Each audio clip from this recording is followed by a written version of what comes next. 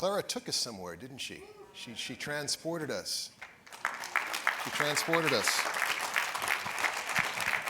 You know, she literally took us on a journey of discovery. And I think we've all been changed by it. And really that's what today is about. That was provocative, that was at times heartbreaking, that was liberating, that was life-affirming. So Claire, I'm not sure if you're in the room, but on behalf of the entire group, once again, thank you so much for your contribution to the day. Well, at this point, I'd like to welcome our next speaker. Claire de Oliveira is a senior scientist and senior health economist at the Center for Addiction and Mental Health. Claire is an assistant professor in the Institute of Health Policy, Management and Evaluation at the University of Toronto. Dr. de Oliveira's research is focused on the economics of mental health, cancer, child health, health services, and policy research. Without further ado, please give a very warm welcome to Dr. Claire de Oliveira. It's really exciting to be here today and to be talking about these issues. As mentioned, I'm going to be talking a little bit about the cost of mental health, though I think some of you already know these numbers. So earlier today, I think Kim had mentioned that the economic burden of mental illness is about $50 billion a year. That's a huge number. That's substantial. That's actually an underestimate.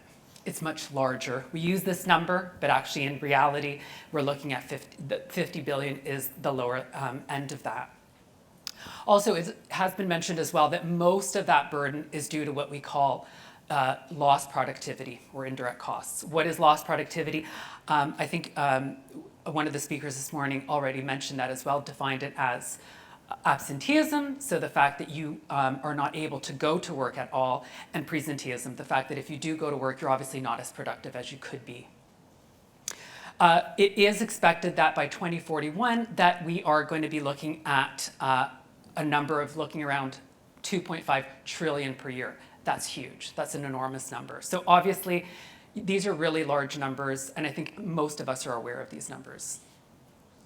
However, it is important to mention, and I think Mary Deacon mentioned this as well, and I'm going to reiterate some of this again, it really is worthwhile investing in mental health, and in particular in the workplace to address the lost productivity that I've just mentioned. And what I like to say is, when it comes to investing in mental health, and in particular in the workplace, but in general, it isn't just a moral imperative in the sense it's the right thing to do. There's also a financial imperative.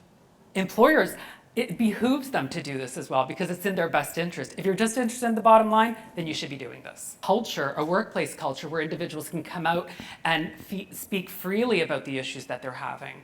And that doesn't always happen. So we really need to not just ensure that there are the supports in place, but make sure that there is an example that is being set. And we have to deal with things, for example, like workplace bullying, or deal with things that may be impacting the functioning of the workplace, the workflow, ensuring that people feel comfortable coming to their managers with issues, dealing with microaggressions, for example. So all of these things are really important to ensure that there is also change. Greg Fergus is a member of Parliament for Hull Aylmer and Parliamentary Secretary to the Prime Minister. He's a strong advocate for social housing and seniors and has a bachelor's in international relations from this here university, Carleton University.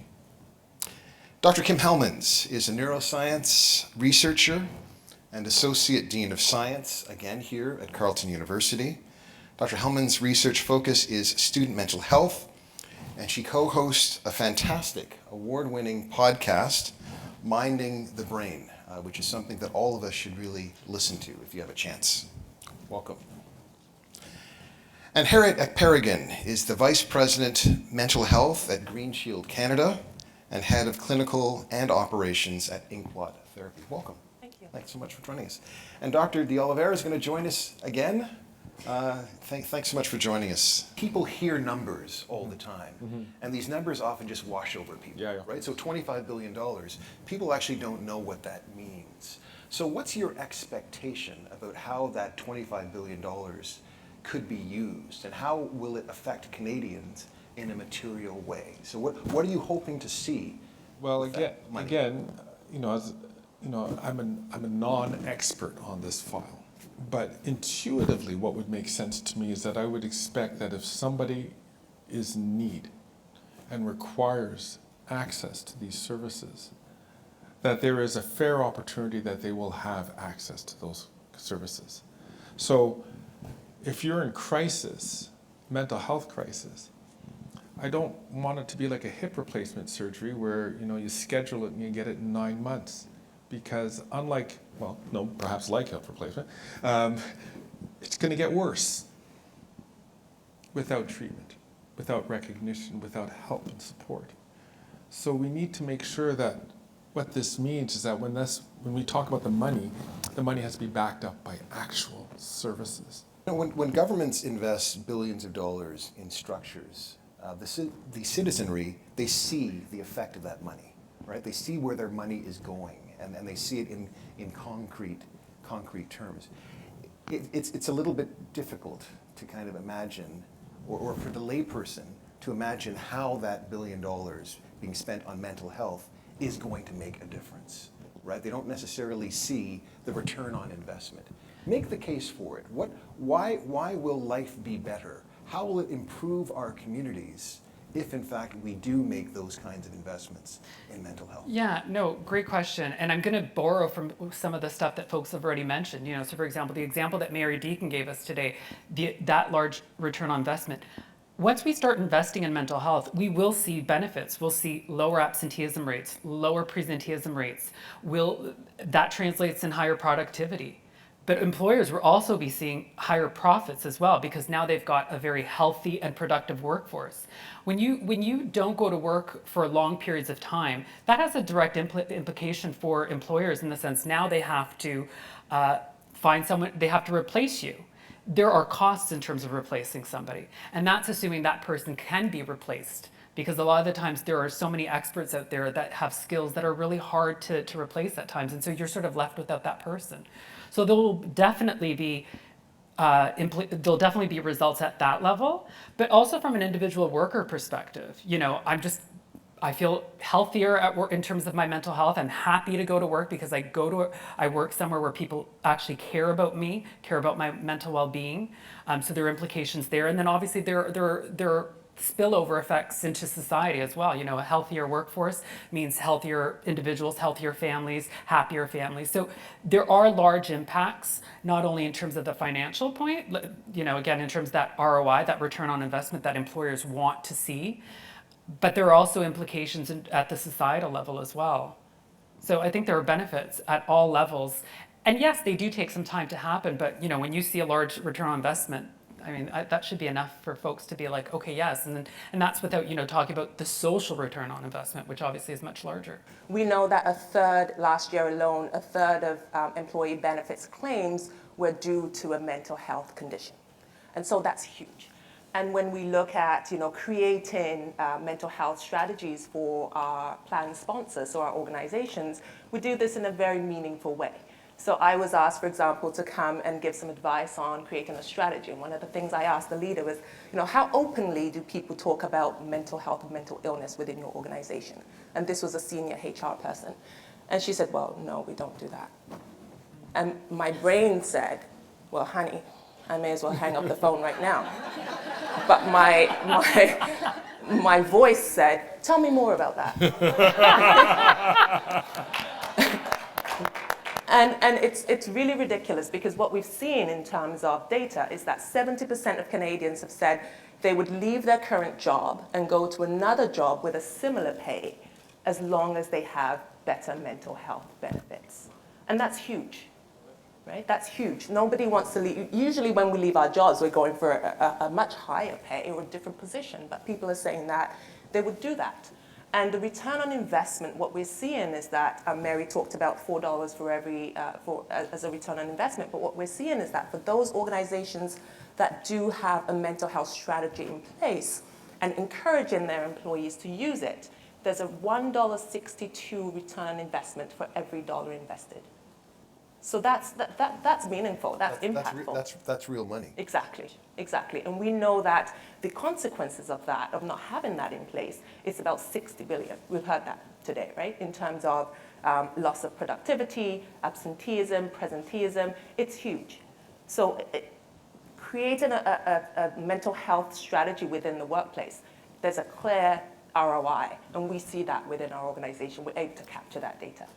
Dr. Kim Hellemans, in terms of workers accessing the supports they need, how much can overcoming stigma and early intervention help both in the workplace and also in the community? So thank you for addressing stigma. Stignorance, I think, was brought up today. Again, I have never heard that before, and I'm really grateful to my colleagues who are present here today from the Community Addiction Peer Support Association, who have done so much groundwork in the space of reducing stigma as it relates to substance use disorders. And so as somebody who works deeply in collaboration with people with lived experience in the substance use disorder and substance use health realm, and also now in the mental health realm, I can say very confidently that when we address stigma, it has one of the biggest impacts on, it is the barrier to seeking treatment. So when folks feel like they have self-stigma, like I feel like I'm not worthy of support, when they see other stigma, so they're in an environment where others might be unknowingly and unwittingly saying things very in disparaging ways and about mental health and substance use, so they feel that in their community, and that systemic and structural stigma, these are all elements that contribute to somebody not feeling like they can access services and care. And this is compounded. You know, we've talked about issues of equity today. It is compounded among folks who are from what we would consider equity deserving groups. About 5-6 years ago, one of the things that we did do at Carleton is we launched a student campaign about reducing stigma associated with substance use disorders. In this case, it's called Stigma Ends at CU. And that was very much in collaboration with CAPSA and the CCSA, the Canadian Centre on Substance Use and Addiction. It was a student-led campaign for students, by students, which was around providing educational posts at Instagram, Twitter. This is where the students are at, so you gotta meet them where they're at, on social media, and educational posts that talk about the root origins of mental health and substance use disorders. We talk about the neuroscience behind that, and we hold events on campus. And one of the impacts is that we work, of some of the folks that are on our campaigns, this is all volunteer driven, are with QCERT, which is the Carleton University First Responders. They work very much with campus safety. And they've told us that since that campaign was launched, they're seeing a decrease in the number of responding calls that they respond to that have to do with substance use harms. And they have said very boldly, I mean, we can't really be causal here, but they have said they believe a lot of that is because we do a lot of messaging around harm reduction associated with substances. Let's say those Canadians who don't have the kind of mental health care access that they should, what are they losing? What aren't they getting? Well, they're certainly not getting access to a psychotherapist, for example, because if they can't pay out of pocket, then they're not seeing anybody. What are they getting? Unfortunately, they're probably getting a visit to the ER, right? To the emergency department, which is really not how we want people to be accessing the healthcare system. That's not the right place for them to get that. So they're not getting the care that they need, and if anything, they end up in a situation of crisis, and they have to get help, and so they end up, for example, in the emergency department because that's the only place where they're not turned away, or that's the only place that they have access to. So I think it's really important to bear in mind that not all of us have access to care. And many of us probably don't have access to culturally appropriate care. And we've started talking a lot about this, about racialized populations, indigenous populations. It's really important that we also get that kind of care. So sometimes having that care in general is not enough. We also need to ensure that it's culturally appropriate as well. So we still have a long way to go in terms of not only ensuring that there's access to care, but improving that access and then making sure that that access is in line with what people need. We talked earlier about, I just gave an example of ethnic minorities, right? And I come from an ethnic minority. Regardless of this accent that you hear, I have a very varied accent depending on who I'm talking to. So if I'm talking to my Nigerian people, my accent changes and it becomes, hey, my brother, how are you, right? And in a Nigerian culture, that's not something that we talk about. I remember my interest for mental health and mental illness came at the age of 7 or 8, where I lived in Nigeria. And we would have, once a week, there would be a parade of people going past my home. And they would be chained in a series of rows. And I thought that it was people coming from the jail. And I asked my mother once, I said, who are these people? She said, oh, they're people from the psychiatric hospital. And that just broke my heart. And that's the driver for me. And that has really kind of propelled my interest in mental health and mental illness, because I knew at the age of 7 that there had to be a better way, right?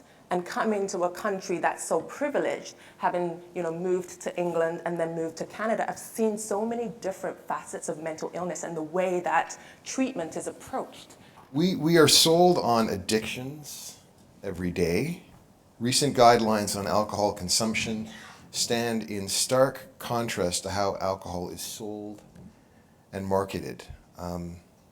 It's quite remarkable, and maybe this is a bit of I'm digressing, but Wayne Gretzky is like a big, what's the word for it? Not bagman, but he's encouraging gambling, right? Like the idea of a sportsman or sportswoman or sports person being involved. Like we hear about Pete Rose, but the idea of a sports person being involved in that kind of gambling in the I keep on going back to the 1970s. It would have been hard to imagine, but now it's just de rigueur, it's just par for the course. So gambling, especially on sports, is everywhere. It's hawked by our heroes. Kids see this everywhere. Uniforms, game services, ads, and sponsorship.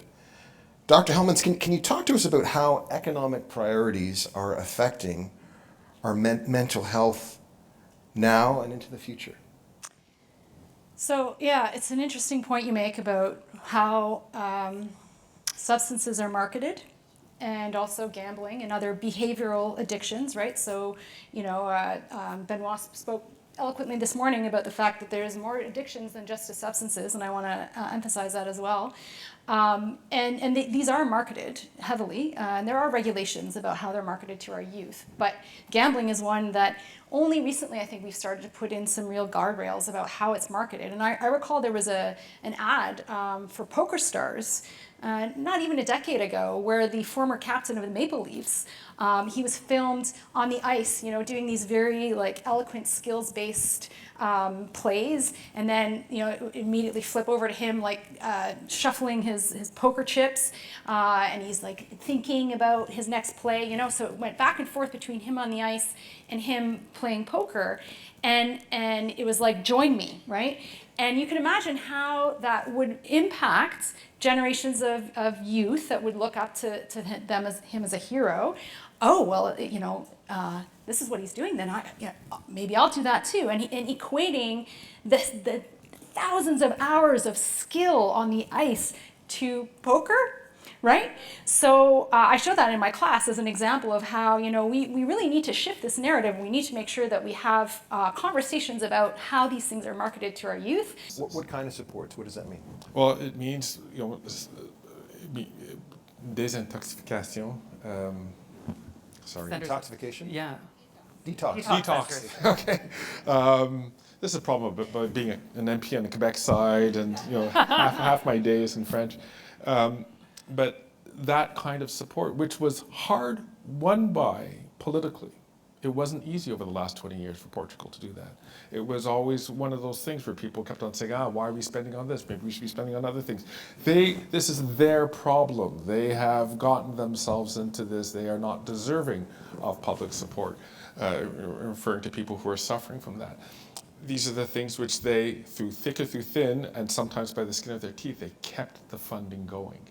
Well, now they're reaping the benefits of it 20 years later. People should stop demanding perfection from whatever institution. I mean, I could be defensively and say it's politics, but I think the same thing is held for the university sector. We expect perfection. We've got to stop. Who has perfection in their lives? Really? No one. So can we why do we expect it to be different when we have people who are,